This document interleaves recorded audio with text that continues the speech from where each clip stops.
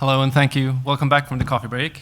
I'm here to talk about game design, basically how we created our 6 games that we have today, the problems we faced and how we solved them. And not necessarily how I think you should make games, but just explain to you what we've learned so far in the process. So my name is Henrik, and I'm co-founder and designer at Mediocre, which is a 2-man studio from this town in Sweden. We've been 2 people ever since the start, back in 2011. And sometimes we work with contractors. For every game we've done, we've had a contractor for music and sound effects because it didn't make sense for us to have a full-time employee for that. But also on occasion we've worked with contractors for level design as well. So these are the games that we have done. The first game we designed was called Sprinkle, which is the one in the far left there, which is kind of a casual puzzle game, physics-based. And we later made a kids version called Sprinkle Junior and a sequel called Sprinkle Islands. And then we have Granny Smith, which is a kind of a roller skating racing game, also with a physics touch. And then Smash It, which was released last year, which is also kind of a breakable physics type game, arcade style. And then we have our newest game called Not Commute, which came out a little bit less than a month ago.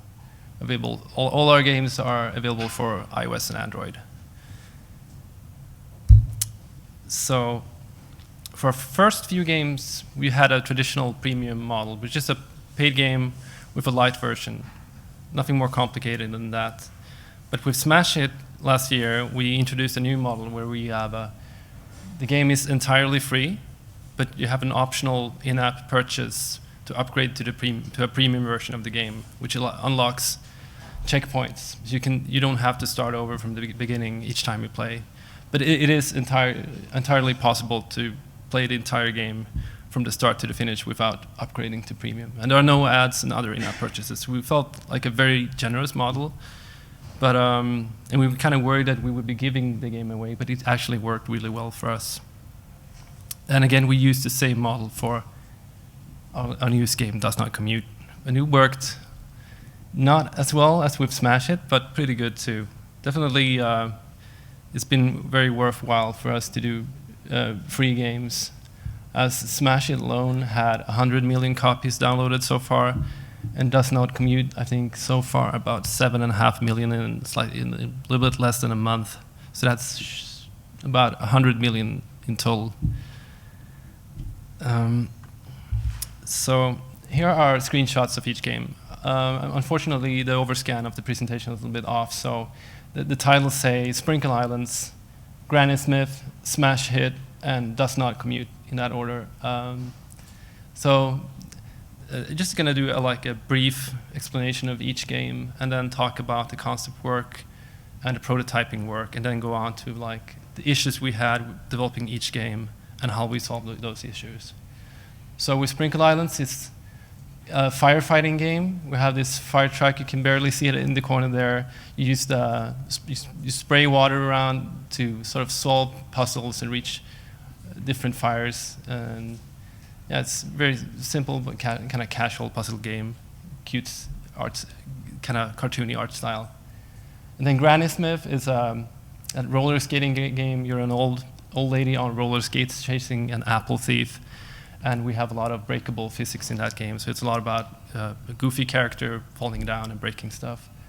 And with Smash It, we kind of took that to a new level where the game is basically a big physics engine with a game on top of it, which is all about throwing metal objects on top of glass in order for you not to crash. And then our newest game is a little bit different than the others. It's more about strategy. It's kind of a deconstructed traffic jam where you drive a car from a different origin to a different destination, and once you've done that, time rewinds, and you add another car, and you're playing all the cars, and you're creating a very difficult situation for yourself. It's kind of hard to explain, but I guess you need to see it. And conceptually, this is how the game started.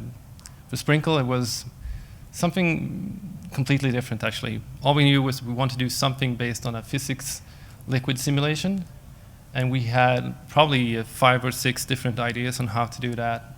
So we experimented for quite a long time before we found a game model that we thought was enjoyable.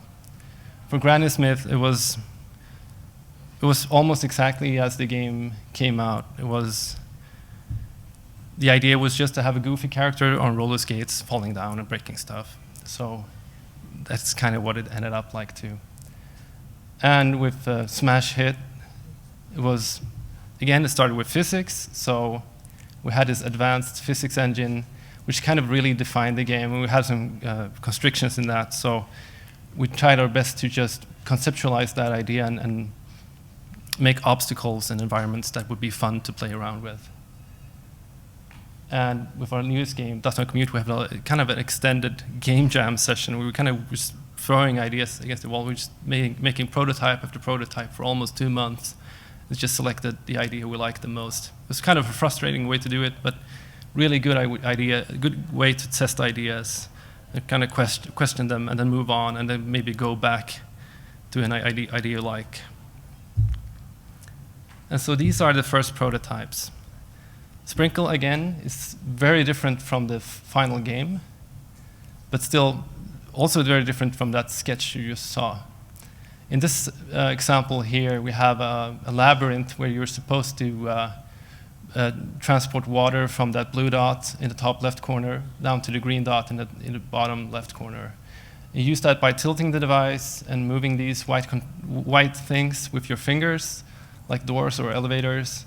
And it was a lot of fun to play around with, but as a game, it was not nearly enough. So we really had to reconsider. We tried many different ways of changing this mechanic.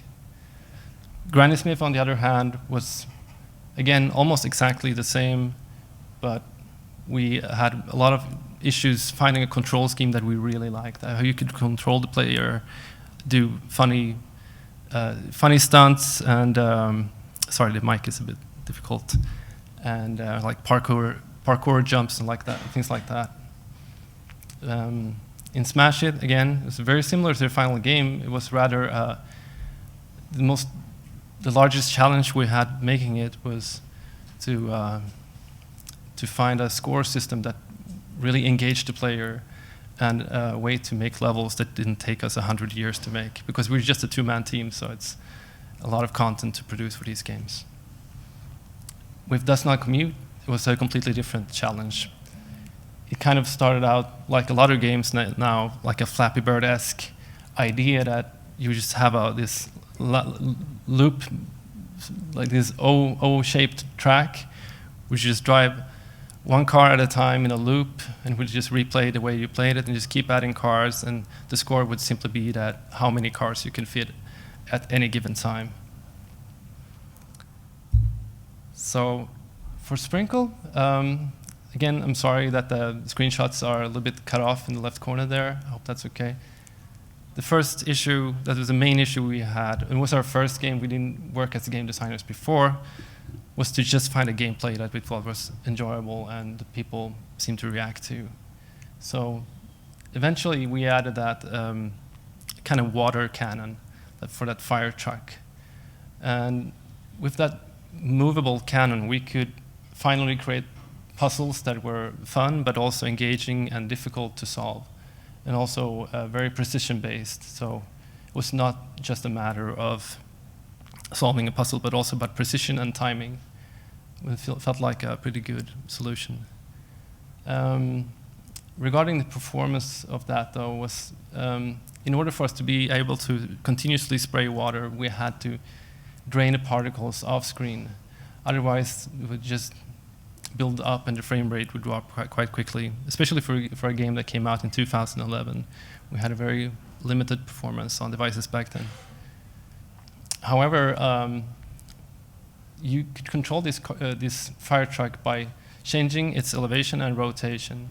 And since we didn't want to have on-screen buttons, because it's a casual game for mobile, you want to keep it clean and not cluttered on the screen, was kind of hard to explain that with a tutorial. So a lot of users were frustrated by how to control the fire truck. Now, immediately after the release of Sprinkle, we did Sprinkle Junior, which was a kid's version of that same game, where you only could control the elevation. And that seemed like a really good solution because suddenly there were no question marks about how to control the characters.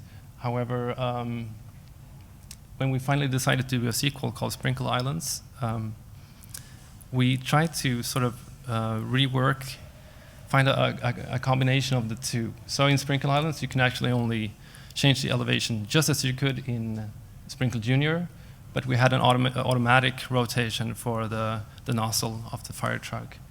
Some users complained about this. They thought it was a little bit too simplified, but we tried every level basically from Sprinkle, and we could play them just as easily with this control scheme. So it was a huge improvement, I think. Let's see. And for Granny Smith, was also that control issue without having too many buttons on screen at the same time. So after many different attempts, we finally settled for an auto rotation that when you just keep the jump button pressed, the character will make loops. And we see a lot of games having that same solution right now. But at the time, there weren't that many games that worked like that. So, but it seems like a pretty good solution. Oh, sorry, I'm just gonna get some water.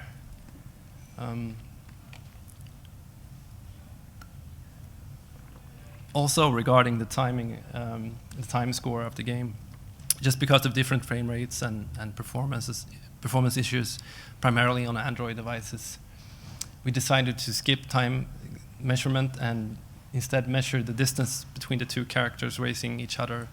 So your score would actually be how much head start you had from the other character, which kind of, we never explained this in the game, and I was kind of surprised to see that nobody complained about this, but it just kind of worked. But in retrospect, I think that even though we'd have a discrepancy of a few seconds here and there between different players, I don't think it would be barely noticeable, so it's probably an unnecessary thing to work with. But for us at the time, we thought it was a huge problem. And then with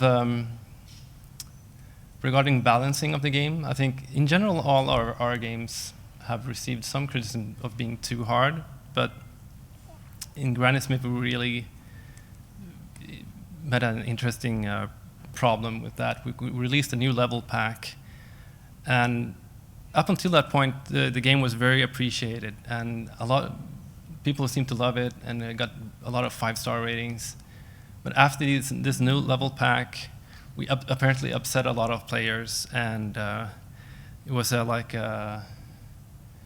we got a lot of, some people were even so upset that they changed their ratings from 5 stars to 1 stars on the app stores, which was very interesting because apparently they loved the game and I played almost all of it. And just when they reached these new levels, they got so upset that they had to do that. So we kind of panicked, and we immediately issued easier versions of the same levels.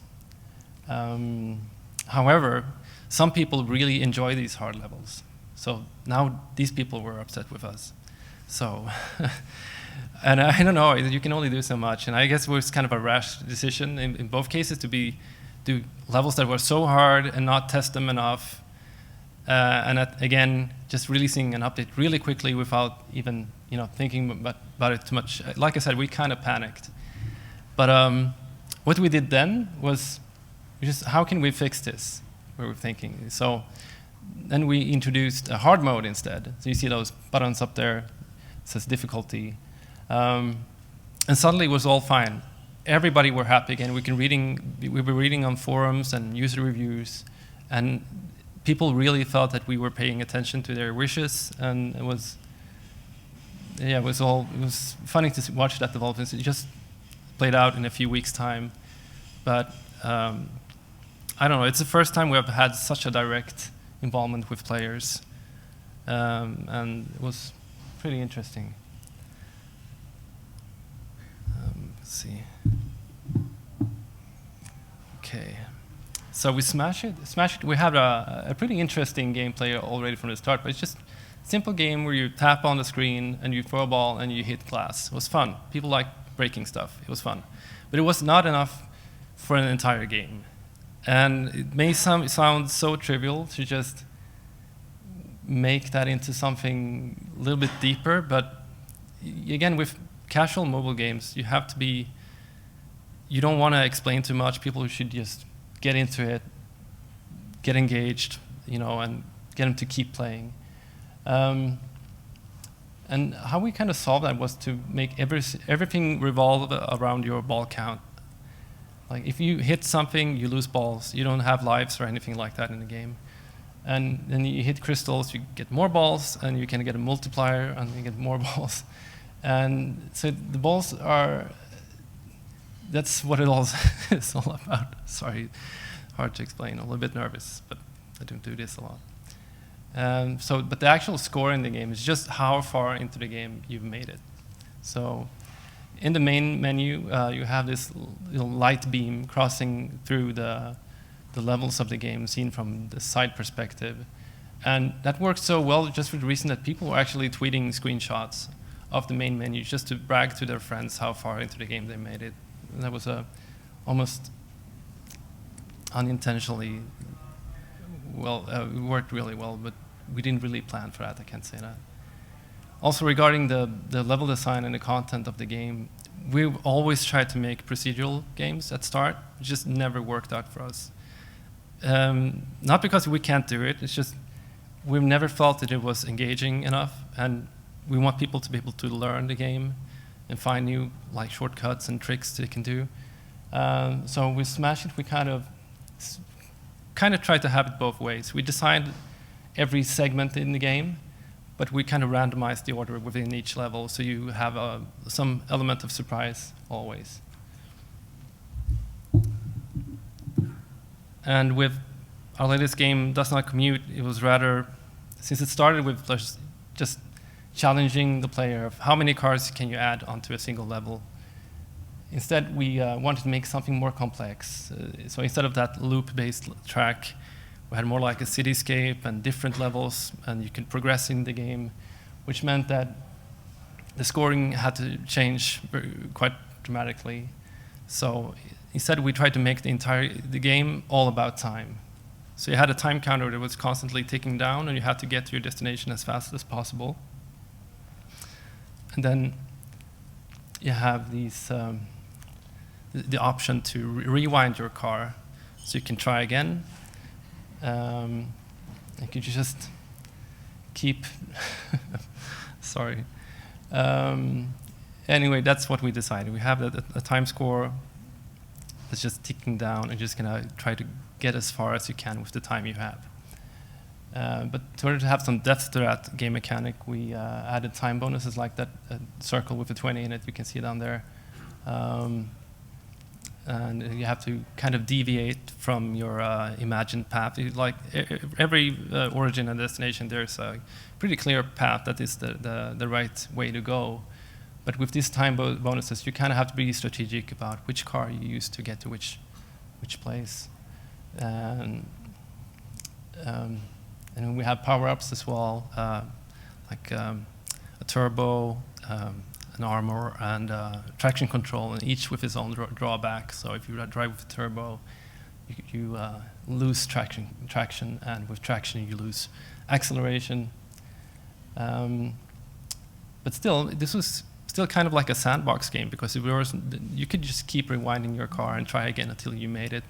So we had to find a challenge somehow, so we would maybe make it a little bit more difficult. And at first we did that by having the bonuses being consumable. So every time you picked up a bonus, it would be spent. So even if you rewind your car and play exactly like you did, it would be gone. You can't pick it up again. So you would have lost those 20 seconds that you have there. But that would be, it was very hard to explain to the players. And also it was just incredibly frustrating if you missed it. So, and it is a frustrating game, but you don't want to go too far. So what we finally did is we added a penalty for each rewind in the game with just 1 second, which doesn't feel like a lot. It's kind of devious in that way, but if you rewind a few times, it adds up to a lot of time, and you have to be very strategic about if you crash into something and your car slows down, then you have to be very careful in your decision if it's worth it to rewind that car or not. So, what we've learned in making these 6 games, that is like our greatest challenges have been just coming up with mechanics and score systems that are really true to the game, because in many ways we think that this is what your game is, what it's all about. And also with mobile casual games, just controls the UI that's easily understandable, and preferably with as little text as possible, so you don't need localization or culturalization, is also very important. And again, coming from a 2-man team, just the amount of content creation we're facing, I think, is just planning time for that and just finding shortcuts and doing high quality design in a short amount of time. It's just incredibly hard. And working with contractors can work, but usually if you have a very specific idea for something and that person is not a full-time on the team, it can be require a lot of project management and guidance can actually mean that you'll be spending more time managing that managing that person rather than designing the content. So you could end up spending more time on this than making it yourself. And again, learning curve and balancing. I think that's something that's been a problem for us for all of our games. The games have been popular, but it's been pretty damn hard to figure out for the demographic of each game what would work. So yeah, these are our games, and I don't know, I forgot to say, I guess, that I don't know if you've heard of our games before, but they've done fairly well. Sprinkle, when it was released back in 2011, was a #1 game on the paid chart in 63 countries, not in the overall chart, not games. Sprinkle Island was 34, #1 in 34 countries overall. Granny was #1 in 24 countries for games. Not Commute was also #1 in 24 countries. And Smash It was the #1 overall app in 107 countries last year. Yeah, that's me. That's my talk. Thank you.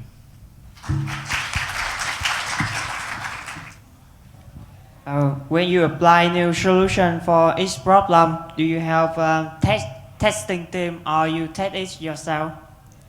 No, we don't have a testing team. I mean, we try to find as many new people as we can, but we want to get first impressions of a game, and we rather be there in person to see the reaction, because we don't do like beta testing online or something like that, because we want to see what the person is thinking, how that person is reacting. So usually we can go to a pub or something and try to find people, and for a while you used to do it like one night of the week. We should go out and buy people beer and have them test my games.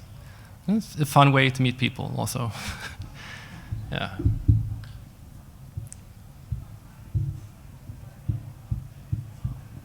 Hi. Firstly, thanks for the talk. I just was wondering, specifically with Does Not Commute, I mean, the theming in that game is really a big part of the end result. And I was wondering when you brought in theming into that process, and the little snippets of story and things like that, where did that stuff come from? The theming? You mean just like the style and atmosphere? Yeah, exactly. And the little bits of story for each driver. Yeah, well, the stories came very late. We had it was just like sometime in the last 2 months of the project. I mean, we didn't plan for that in the beginning, but it was kind of something that came to us through a discussion with Simon from, I don't know if you know Simon Flesser from Simogo, who wrote the stories for us. So we were talking about that one night, and we thought it would be great to do a collaboration together. And we've always wanted to make story-based games, but it's just never... Starting out like so focused on making casual games for cell phones, it's not story. It's hard to pick a story as like your main thing. But I love it when people can do that and make it work. So for us, that was kind of a first, and we were really happy to have it part of the game.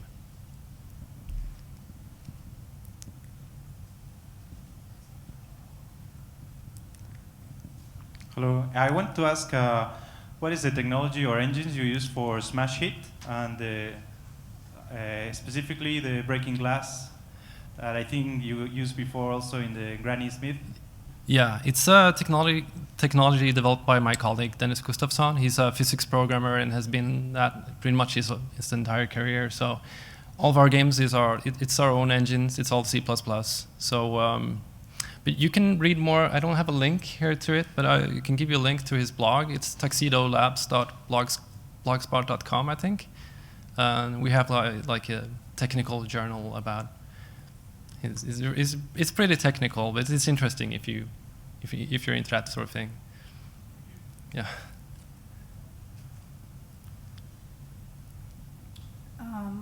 How many reiteration or enhancement how many versions did you have before you get it from a mediocre stage to a smash hit? That is a very good question. I have no idea. I mean, we make not hundreds, but tens of builds at least. I mean, for sure. Well, maybe hundreds even. I mean, you make gradual iterations and changes throughout I think it's the same for most developers.